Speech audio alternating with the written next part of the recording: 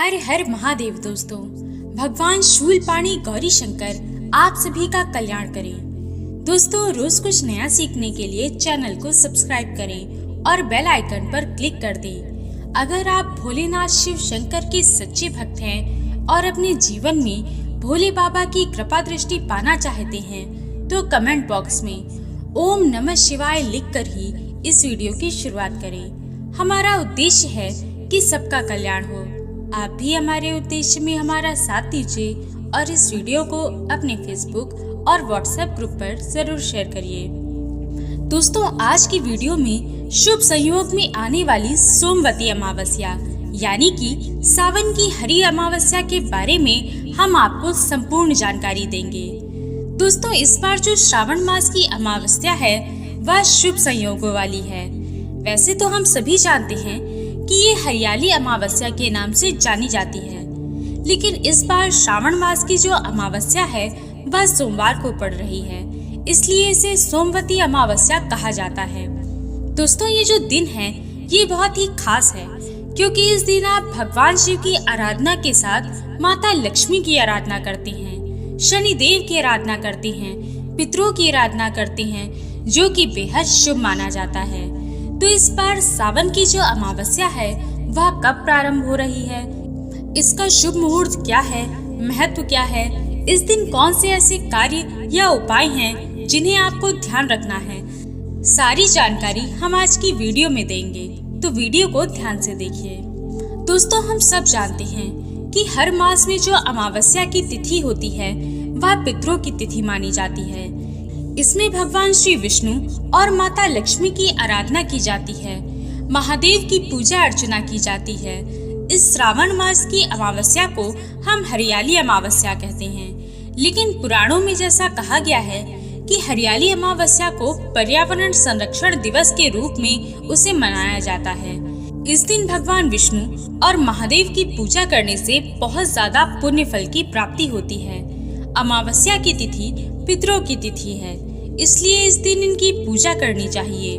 और क्योंकि ये हरियाली अमावस्या है तो इस दिन पौधारोपण का बहुत महत्व है।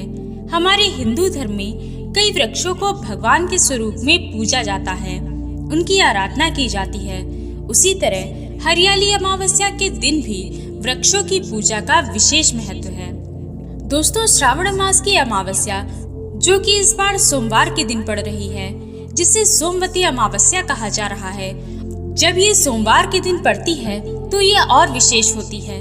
तो इस बार श्रावण मास की अमावस्या 17 जुलाई को है और इस दिन ही सावन मास का दूसरा सोमवार भी है। साथ ही इस साल की दूसरी सोमवती अमावस्या है, जिसके कारण ये बेहद खास है और सभी शिव भक्तों के लिए दुगना फल देती है। तो सावन सोमवती अमावस्या की तिथि शुरू होगी 16 जुलाई रात 10:08 पर और इसका समापन होगा 17 जुलाई रात में 12:01 पर, यानी कि 18 जुलाई को ये समाप्त हो जाएगी। तो जो भी पूजा पाठ व्रत हैं ये सब हम 17 जुलाई के दिन करेंगे।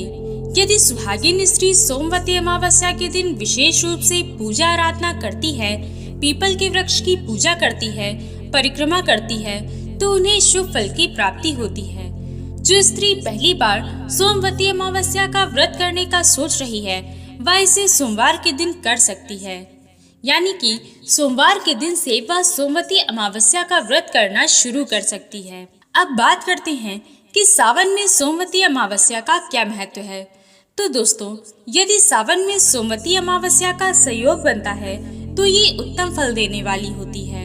जो स्त्री सावन में सोमवती अमावस्या का व्रत करती है, माता पार्वती और भगवान शंकर की पूजा करती है, तो उसे अखंड सौभाग्यवती होने का आशीर्वाद मिलता है। सोमवती अमावस्या के प्रभाव से उसके पति और संतान की आयु में वृद्धि होती है और वह जीवन में सदैव उन्नति और तरक्की करते हैं। ऐसा माना जाता है कि सोमवती अमावस्या का जो व्रत होता है सुहागिन स्त्री के लिए वह व्रत करवा चौथ के समान है, इसलिए सुहागिन स्त्री को भगवान शिव और माता पार्वती की पूरे परिवार सहित पूजा करनी चाहिए।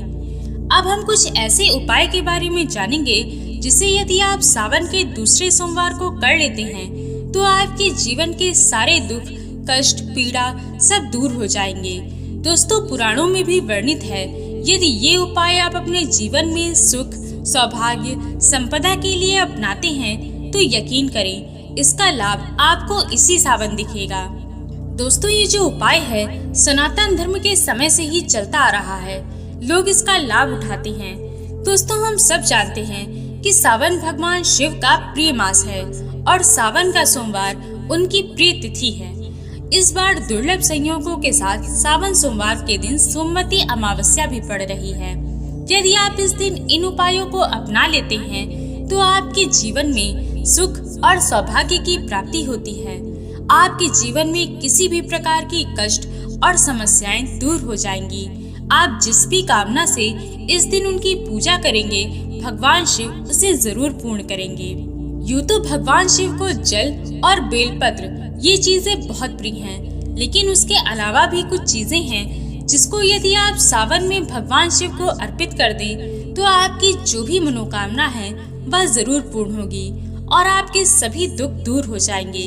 बस आपको इस सावन के दूसरे सोमवार को भगवान शिव को ये चीजें अर्पित करनी हैं। तो आइए जानते हैं कि वे कौन सी चीजें हैं। दोस्तों, सावन मास में सोमवार के दिन यदि आप भगवान शिव पर जौ अर्पित करते हैं तो इसका लाभ आपको बहुत ज्यादा मिलता है। किसी भी प्रकार का यदि आपके जीवन में दुख है, विपत्ति है या किसी समस्याओं से आप घिरे हुए हैं, उन सब चीजों से आपको छुटकारा मिल जाएगा। यदि आप चाहते हैं कि आपके जीवन में आपको सुख की प्राप्ति हो, सौभाग्य की प्राप्ति हो, आप हमेशा आगे बढ़ें, दुख दरिद्रता कभी ना आए, इसके लिए ये एक रामबाण उपाय है कि आप भगवान शिव पर सोमवार के दिन जौ जरूर चढ़ाएं। ऐसा माना जाता है कि जौ इस धरती का पहला अन्न है और इसे अमृत तुल्य माना गया है। और जब हम अपने पहले अन्न को भगवान शिव को अर्पित करते हैं पूरे श्रद्धा और विश्वास के साथ, तो आपके मन में जो भी इच्छाएं होती हैं, कामनाएं होती हैं, वे सावन मास में भगवान शिव की कृपा से पूर्ण हो जाती हैं। आप इस उपाय को सावन के सभी सोमवार के दिन कर सकते हैं। घर का कोई भी व्यक्ति, चाहे पुरुष हो या महिला, कोई भी इस उपाय को कर सकता है। यदि आप उस उपाय को लगातार 5 सोमवार तक कर लेते हैं तो आपको बहुत जल्द इसका लाभ दिखाई देगा। आपको इस उपाय में करना क्या है कि जब आप भगवान शिव की पूरे विधि विधान से पूजा कर लें, तब आपको विशेष सामग्री के रूप में भगवान शिव को जौ अर्पित करने हैं। ये जौ आपको बाजार में आसानी से मिल जाएंगे। अब थोड़ा सा जौ लेकर जब अपनी पूजा पूर्ण कर लें, भगवान शिव को जल अर्पित कर दें। उसके बाद ये जौ पानी में भिगोकर भगवान शिव को अपने दोनों हाथों से अर्पित करें। यदि आप बिल्कुल थोड़ा सा जौ ले जा रहे हैं तो आप जल अर्पित करते समय उस लोटे में ही जौ डालकर महादेव की शिवलिंग पर चढ़ा सकते हैं। यदि आप इस सावन के लगातार 5 सोमवार तक इस उपाय को कर लेते हैं तो भगवान शिव की कृपा से आपके जीवन के सारे दुख और दरिद्रता दूर हो जाएगी और आपकी जो भी इच्छा है या मनोकामना है वह पूर्ण होगी। दोस्तों, यदि आपके जीवन में पितृ दोष है, काल सर्प दोष है, तो इस दिन भगवान शिव की जब आप पूजा आराधना करते हैं, चाहे स्त्री हो या पुरुष, तो उन्हें इस दिन गाय के कच्चे दूध और गंगा जल से भगवान शिव का अभिषेक करना चाहिए। इस दिन इस उपाय को करने से आपका पितृ दोष दूर होता है, काल सर्प दोष से मुक्ति मिलती है और यदि आपके ऊपर से पितृ दोष दूर हो जाता है तो घर परिवार में खुशहाली और बरकत बनी रहती है। तीसरा उपाय सुहागिन स्त्री के लिए बहुत ही फलदायी है। सोमवती अमावस्या पर आपको पीपल के वृक्ष की पूजा करना बहुत आवश्यक है। उनके फेरे लगाना है, कच्चे दूध से वृक्ष को संचित करना है, 7 बार वृक्ष की परिक्रमा करें और शाम को जाकर शुद्ध घी का दीपक जलाएं। ऐसा करने से आपको भगवान शिव के साथ माता लक्ष्मी और शनिदेव की कृपा प्राप्त होगी। तो इस अमावस्या को ये कार्य अवश्य करें। सोमवती अमावस्या के दिन आपको किसी भी कुएं में 1 चम्मच कच्चा दूध और सिक्का डालना चाहिए। इससे आपके जीवन की आर्थिक जो भी दिक्कत और समस्याएं हैं, भारी से भारी दरिद्रता है, वह दूर हो जाएगी, धन का आगमन शुरू हो जाएगा। सोमवती अमावस्या के दिन यदि आप पितरों के नाम से जल में तिल डालकर दक्षिण दिशा में तर्पण कर दें, इस दिन तर्पण करने से पितरों को तृप्ति मिलती है, वे आशीर्वाद देते हैं और आपका जीवन खुशहाल रहता है। दोस्तों, सोमवती अमावस्या के दिन कुछ विशेष कार्यों को अवश्य करना चाहिए, जैसे कि आपको पौधों का रोपण अवश्य करना चाहिए। इन पौधों में कौन सा पौधा है, किसका विशेष महत्व है, आइए जान लेते हैं। तुलसी का पौधा, पीपल वृक्ष, नीम वृक्ष, आंवला या बेलपत्र किसी भी पौधे को लेकर घर के आंगन, मंदिर या किसी भी सात्विक स्थल पर लगा दें, जहां पर आप कुछ दिनों तक संचित करें, देखभाल करें ताकि वह बड़ा हो सके। ये पौधा आपके जीवन के किसी भी ग्रह दोष से मुक्ति पाने का रामबाण इलाज है। उपाय है जिसे आपको हरियाली अमावस्या के दिन अवश्य करना चाहिए। सावन सोमवती अमावस्या के दिन यदि आप महादेव की शिवलिंग पर दही से उनका अभिषेक करते हैं तो आपकी नौकरी और व्यापार में आ रही सारी बाधाएं दूर होती हैं। सोमवती अमावस्या के दिन भगवान विष्णु की पूजा आराधना करने के साथ साथ पितरों के निमित्त गीता के 7वें अध्याय का पाठ करना श्रेष्ठकर बताया गया है। ये कार्य आप पितरों के लिए अवश्य करें। आशा है कि ये वीडियो आपको पसंद आई होगी और भी जानकारी के लिए स्क्रीन पर दिखने वाली वीडियोस को एक बार अवश्य देखिए। हर हर महादेव। ओम नमो नारायणाय।